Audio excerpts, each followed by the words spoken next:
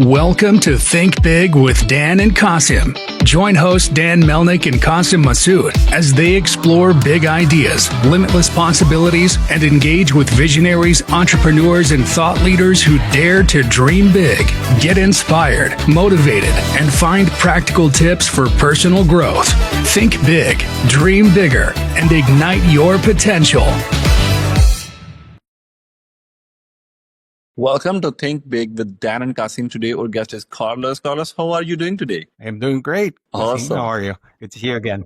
Likewise. Thank you. I like the energy. So, Carlos, can you please let us know where you live and what you do? Yes, of course. I live in San Antonio, Texas, and I am a leadership coach and business consultant. Awesome. Awesome. So, as a founder, Carlos, you must have a lot of responsibilities. In fact, founders usually have a lot of responsibilities. This is a normal thing. But we want to know, what are your core responsibilities in the company?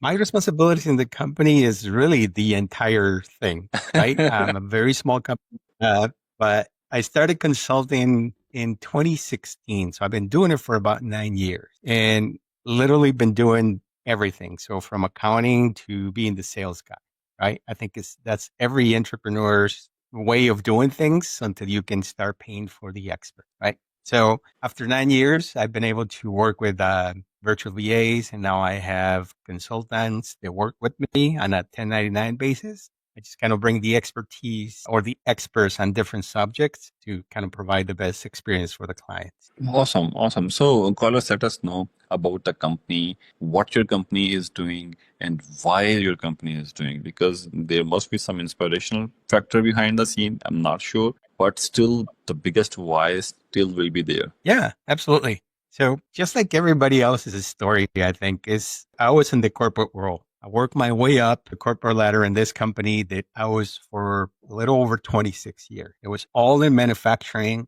and operations, specifically on medical devices. So all my expertise has been in operations and manufacturing. But early in my career, I discovered that I was really good at talking to people. I was really good at bringing people together, form a team, and get to a common goal. So just naturally. And then I just kept going and kept going. And obviously, like every brand new leader, I hit a wall the first time I was promoted, but I didn't realize then what I needed. I just kind of figured it out on my own over the years and over the years. So I got to a very high level in this organization. But the last person that was my supervisor, my direct manager, it was the president of like a $6 million division. He was just a horrible human being, and he treated people so badly. And I tried to help him. I had one-on-ones with him, and I tried to coach him to be a better leader.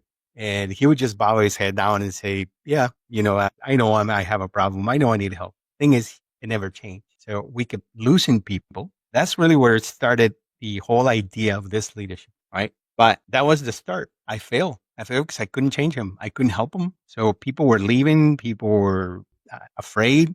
He created this toxic environment. So what happened is I literally sacrificed myself and I resigned. I resigned and said, I can't be like this. I can't be in this environment. And I did, hoping that the higher ups would see it and try to do something about it. Well, they didn't. And the guy stayed for a little over 2 years until I don't know what he did. He was walked out by security. That's what I know. But that's why I left. And then I had no idea what I was going to do. A week later, all I did was change my LinkedIn profile that said I was a VP of operations, and I changed it to consultant because I had no idea what I was going to do. This company reached out to me, a week later and said, hey, we see your profile. You have a lot of experience in manufacturing. We're a small medical device manufacturer. Can you help us? That's how my business started, right? So it started in the consulting realm of process improvement, continuous improvement. But the very early thing that I notice is that every time I go into a company, they think they have a process problem. And it usually is 10, 15% a process problem, and it's 80 to 85% leadership problem. That's a big diagnostic. Leaders have, absolutely. And I see it, I would say 99% of the times, 99% of all my clients in the last 9 years, that's been the pattern. About 5 years ago, I decided, because I really liked the leadership side of it. So I was doing a lot of the consulting, so operations and manufacturing and process improvement. But about 5 years ago, I got to go into this logistics company, about 600 employees. And they hired me to kind of assess the talent they had and see if I could revamp the organization. And the first thing that happened is, well, all of the leaders were not trained. All of the leaders were individual contributors. They were operations. And then all of a sudden, because they were good, they said, oh, now you're the boss. Now you're the leader of this. And I'm talking team leads, supervisors, managers, directors, VPs, all of them, but they were never trained. And so I tested a training theory that I had with them. And that's when the creation of my leadership training course came about. I named it Elevate and Lead. And what it is a course specifically designed for aspiring or first-time leader. And it is all about the emotional and mindset of becoming a leader. So if you think about it, none of us have that conversation. We get promoted and then you're like, oh yeah, now you're the boss. So yesterday, all of these guys were my coworkers. All of these guys were my friends. And now I'm their boss. How do I feel about that? How do I talk to them? What do I say? Now they look at me weird now just from one day to the next. No idea how to navigate that. We all go through that. That's what my course teaches.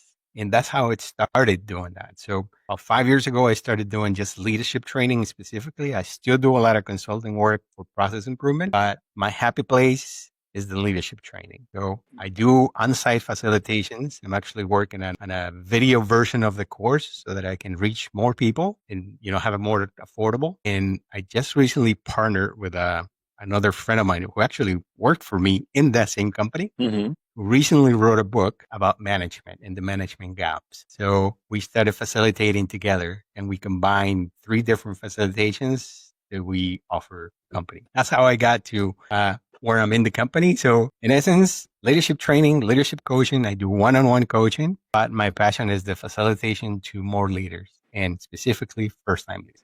That's interesting. Wow, that's interesting. Awesome. So, Carlos, I know you are already training the leadership, but in our podcast, can you tell us the 3 main things to take care whenever the owners or the entrepreneurs are selecting a leadership from their team? The thing that most people miss is that everybody thinks that once you become a leader, you get stuck in the title and you get stuck in the hierarchy and the title and all the outside of the part of becoming a leader. Exactly. Nobody focuses on the inside. The first piece of advice is be human. Don't put a front. Don't say, oh, I'm tough, I'm the boss. No, go deep into your feelings and be human. That's like the best advice I can give you is you want to become the best leader you can be and see the impact that you're going to have, be human. Deep down in your humanity and talk to people like another human being. 2 is self-awareness. If you are not self-aware of what you lack, what you need,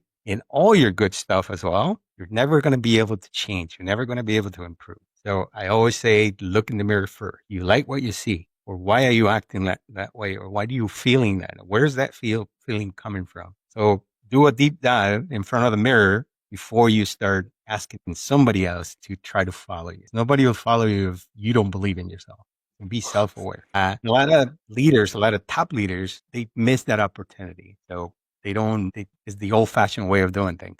So I'm in charge. So now I take charge in demanding. And the sooner you drop the guard and become vulnerable and just create an environment where everybody can be themselves and get the best out of them in their own version and put them in the right spot, the potential of the business is unreal. You can only accomplish that by having that conversation, that human conversation. Be open about everything. Nobody will follow you if you are not genuine. Makes sense. Well, Carlos, can you share one of the biggest challenge or the most interesting challenge that you have ever faced? By the way, you have already shared pretty good challenges, but still, please share one challenge that you faced in your current business. Yeah, absolutely. So let me put my business owner cap on, right? Because that's really where the challenge is. When you have a passion for doing something, that usually is not an issue, right? But as a business owner, as an entrepreneur, I think I face the same challenges as everybody else. Is how do you keep a steady stream of customers, right? So without spending hundreds and thousands of dollars in advertising and all of that, because in my business, I'm not selling a widget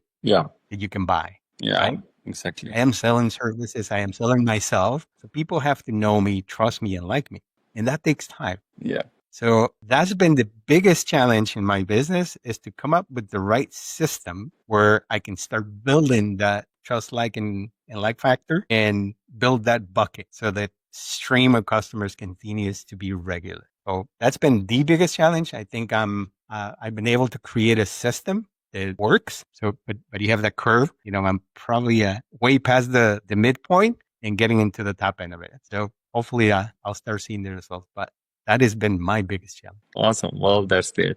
So, Carlos, obviously, you are spreading the education via your courses, via your mentorship, sort of from all these channels. But what is the eligibility criteria to onboard a client? Because I'm not sure if you are welcoming every entrepreneur, every business owner to join your course and or to join your consultancy. But if I just want to know, like, if there is any eligibility criteria, like if Kasim can do a backflip, then Kasim can join the course. Otherwise, he cannot join the course. Sort of like this thing. Is there anything like criteria? I don't have any hard criteria, no. So anybody that is looking to become a leader, so aspiring leaders, anybody that is a brand new leader, so somebody that was just promoted, or even seasoned leaders that've been doing it for a long time, but they were never properly trained, or they're struggling emotionally and mentally, all those qualify. So industry specific, I try to stay in manufacturing, operations, logistics, distribution, because that's what I know. Yeah. But I'm teaching leadership. Yeah. Right? So on the operations side, I stick to those industries, but on the leadership side, there's really anybody can join. I probably don't have a lot of avenues just yet. So I don't have one like online group leadership training yet. I'm actually working on it that anybody can join. Right. I want to make it very affordable because my vision, my goal is that to get as many people as possible to get them from the beginning. If you look at it, most of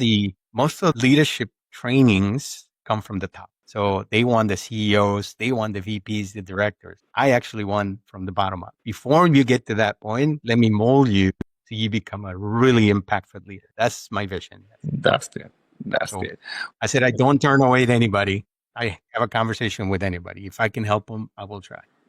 That's so nice of you. That's so nice of you. So, Carlos, we got a lot of advices from your conversation for sure. But still, can you give us the biggest piece of advice for our entrepreneurs, and especially for the ones who are planning to start their business, they are dreaming to be their own boss? Yeah, absolutely. The biggest piece of advice I can give you, and based on my own experience, is know when to ask for help. And it is okay to ask for help. It doesn't matter who it is. Get a coach, get a friend, get another expert in your field. Talk to people, raise your hand and say, I need help, because none of us can do this alone. We all need help. Don't be afraid to ask for help. That's my only need courage to say this. This is a big thing, but looks like maybe it's not important. I should not ask for any help. But yeah, that's great. Yeah, we just need some courage to ask for the help. Deep inside, everybody need help, but we stay zip our lips. All right. Yep. And we think we can do it all. Yeah. We think we can do it all. Reality is we can't. We can't, because we're not expert at everything. You know one thing really good, but running a business, you have to know a lot. You have to do a lot, and you won't be able to. That's the reality of it. So don't be afraid to ask for help. Don't be afraid to say, I can't do this. I definitely need help. Exactly. Well, Carlos, it was very informative, and I learned a lot of things. Hopefully, I can apply them. Thanks for joining us today. But before we hop off, can you please let your viewers know how they can reach you? You can share your website or social media, whatever you want to share. Yeah, so I am very active on LinkedIn. That's really where I get a lot of my clients. LinkedIn is my place, but I am also very active on all social media. So I have TikTok, Facebook, Instagram, and my website is delsico.com. And the phone number is 210-294-6043, or you can reach me by email, carlos.deleon@delsico.com. But through my website or through my LinkedIn, just connect with me, and you can either schedule a free consultation or just virtual coffees, and we can have a conversation. I do a lot of networking as well. But LinkedIn should be the best spot you'll find me. Thank you so much. Thanks for joining today, and hopefully we will stay in touch. Have a good day. Absolutely. Thanks for that, Kasim. Thank you. See you later. Bye-bye.